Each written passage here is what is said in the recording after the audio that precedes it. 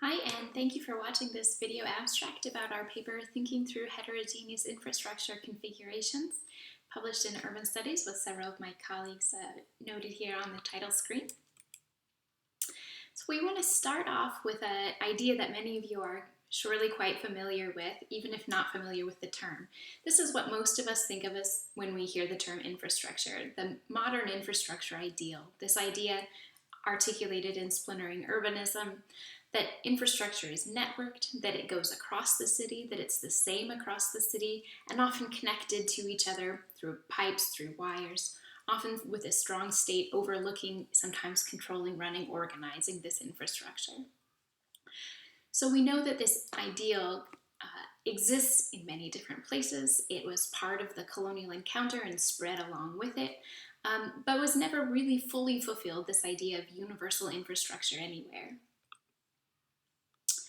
Scholars have written extensively in recent years about what we should do in response to this. Most of them are looking for what we call the sort of perfect social, technical, or socio-technical solution.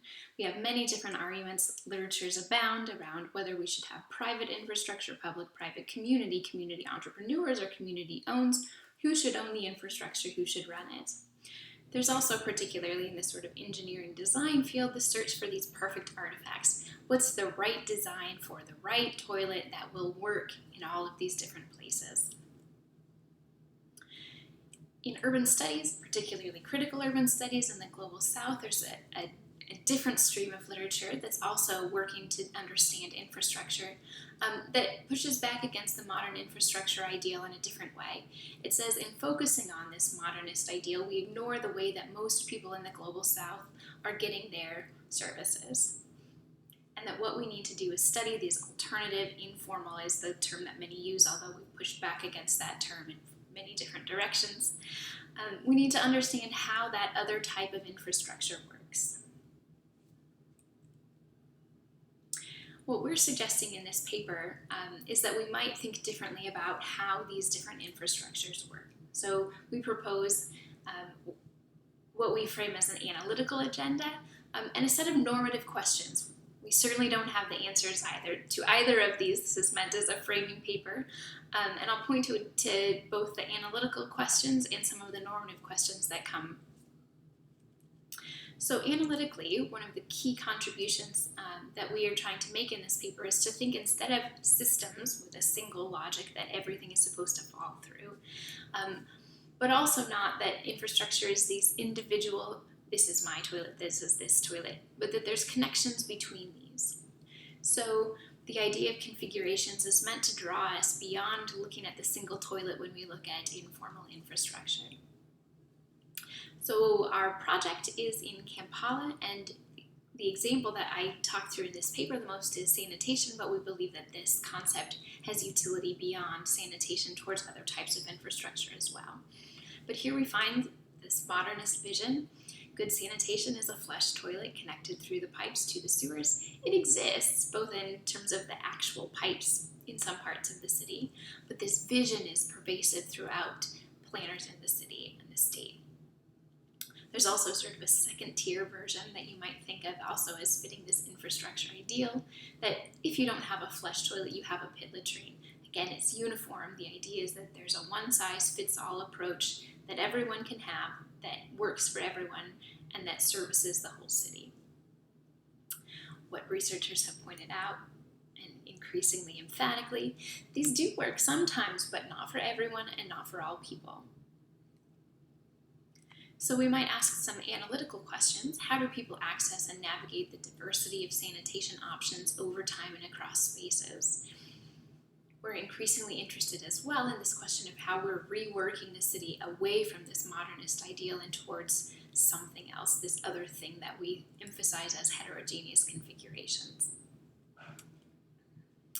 We're also interested, again, not answering, but interested in what happens when you ask normative questions about the infrastructure. What about the people for whom this modernist ideal just doesn't work? There can be all kinds of reasons for that. Again, in the paper, we hint at some of those, but hope that future empirical work can help us to better understand what those many reasons are for why this modernist ideal might not work for some people in in some places. But the core way of thinking in a modernist infrastructure ideal, the core response to this is make more people fit the infrastructure. So we can make bigger roads for the trucks to go through, we can expand the sewerage network, we can make it cheaper, we can finance it in different ways. But what we're trying to find is how everyone can have a flush toilet in their home, or a pit latrine in places where the flush toilet might not actually happen. And what we're pushing for with our heterogeneous infrastructure configuration is a different way of answering that question. How might we make infrastructure that fits more people? Same set of words flipped into a quite different sort of question. So again, for the example of sanitation, how can we retain this ambition? So it's not to say that we're totally ignoring, forget about it, the current version is fine. This is not lauding informality in the sense of what we have is good enough. But it's to say, can we retain this ambition of safe and dignified sanitation for all without holding on to that mode of delivery?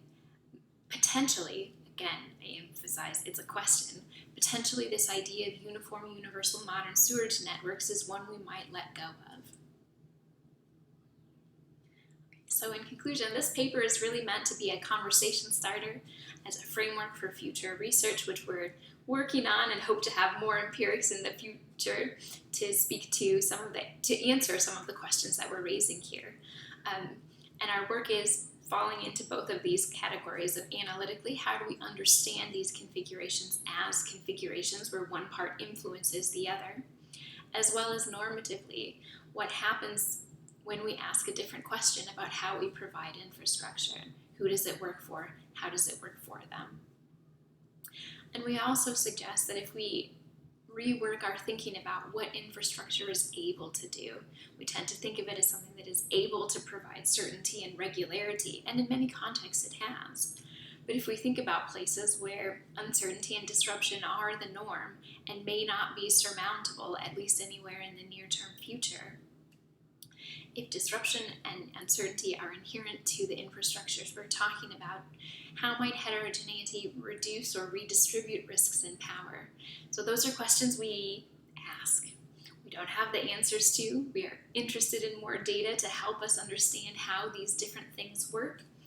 But in this paper, trying to propose a different way of thinking about infrastructure that might enable us to ask different questions and potentially come up with different, better, improved answers to what it means to have sanitation for everyone, infrastructure for everyone, services for everyone. Thanks for your attention, and we hope you find this interesting enough to go and read the paper.